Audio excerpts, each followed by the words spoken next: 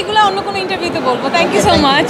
Thank you. হ্যাঁ, অনেকটাই ব্যতিক্রম এবং এখনও আমি সেটার জন্য অনেক প্রশংসা পাই। সো এটা ঘুমপুরি নিয়ে যেহেতু আমি নমিনেটেড, সো আমি অনেক হ্যাপি এবং আমার মনে হয় আমার পুরো ঘুমপুরির টিম অনেক হ্যাপি। গত ঈদে আপনি বেশ কয়েকটি নাটকে আলোচিত ছিলেন, সেগুলো নিয়ে একটু বলেন এবং সামনে আসলে বেশ কিছু কাজ আপনার আসছে, 2 ঈদ মিলিয়ে যদি। আমি আসলে লাস্ট ঈদে আলোচনায় ছিল একটা দুটো তিনটে কাজ ভালো আলোচনায় ছিল, বাট লাস্ট ঈদে থাকে না যে ঈদে আমি খুব প্ল্যান করে কাজ করার চেষ্টা করি, বাট লাস্ট ঈদে সাধারণত এটা হয়নি। বাট এই ঈদে আমার মনে হয় 2-3টা কাজ আসবে যেটা লাস্ট ঈদের মতো এই ঈদেও আপনাদের খুব ভালো লাগবে।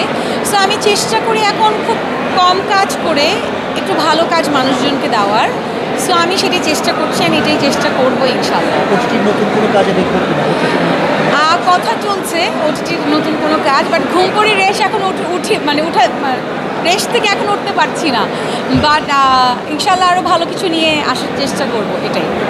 কোনো সিনেমার কোনো প্রজেক্ট নিয়ে আলোচনা হচ্ছে কিনা? সিনেমা এগুলো দেখবেন? আমার মনে হয় এগুলো অন্য কোনো ইন্টারভিউতে বলবো। Thank you so much. Thank you. হ্যাঁ, একটু দেখবি।